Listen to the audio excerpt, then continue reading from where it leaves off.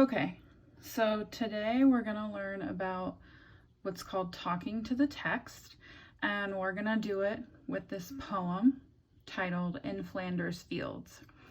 So talking to the text is a way to interact with what you're reading, and it's much more of what's called a close read of the text rather than skimming it or reading it quickly. So talking to the text and close reads will help you get a deeper understanding of the content, and it'll also help move forward your analysis and critical thinking skills as well. So since this is a short poem, what I want you guys to do is just read through the poem once. Don't interact with the text, just read it through so you understand what we're gonna do. Okay, let's just pretend that they read through that. So now we're gonna go through this together.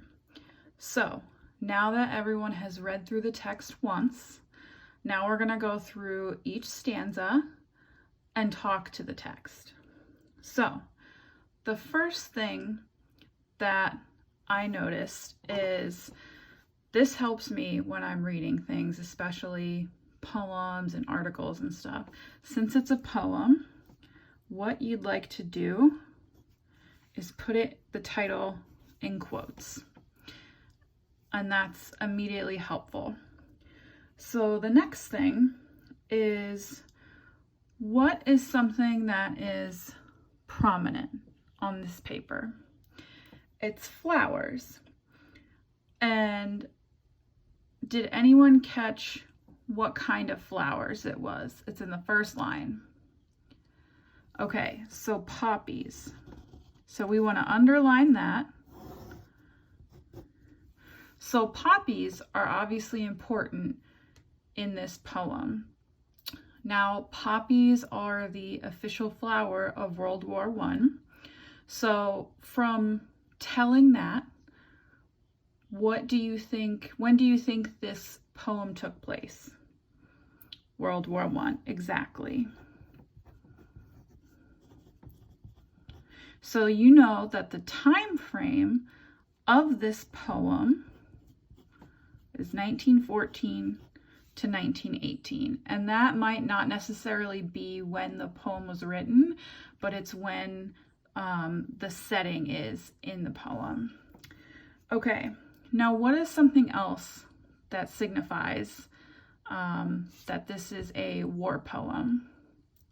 So we have the depiction of the soldier with his poppy, but also, does anyone notice anything about the author? Right, it's by Lieutenant Colonel, so it was done by a soldier, reinforcing that it is during this time. Okay, so next, what we want to try and do is figure out what Flanders Fields is. Obviously it's a place, but we want to figure out the significance. So in one stanza, it's another word for a paragraph in poetry. So this is stanza 1. This is stanza 2. And this is stanza 3. So we're going to read stanza 1, which says, "In Flanders fields the poppies blow, between the crosses row on row." So since this is a war poem, what can we take out of line 2 in stanza 1? So in a war, typically, what do rows and rows of crosses represent? Typically a cemetery. So, I don't know if I spelled that wrong. Whoops. So these people that he's referring to in the poem might be dead. So let's keep reading.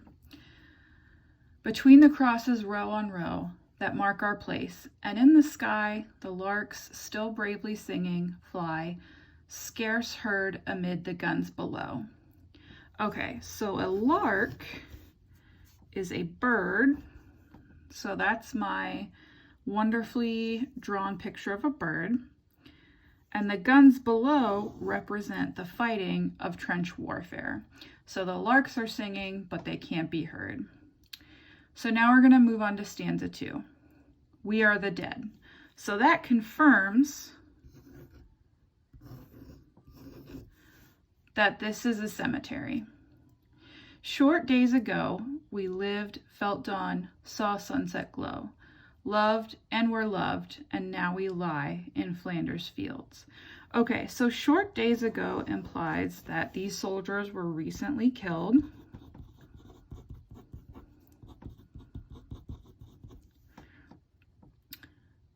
And now they lie in Flanders fields. So Flanders fields, using deductive reasoning skills, is a battlefield.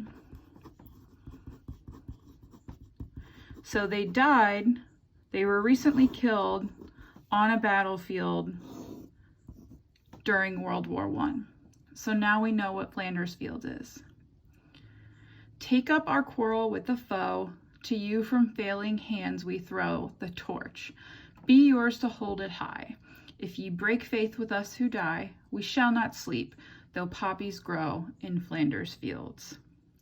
Okay, so since these soldiers have been killed, they want these living soldiers to take up the torch, which is a common phrase used for we're passing our knowledge and a responsibility onto you. And they want them to quarrel with the foe. So obviously World War I has not ended. So this poem is still in the 1914 to 1918 time frame. And they're saying, if the soldiers fail, the dead soldiers won't sleep, even though poppies grow in Flanders fields.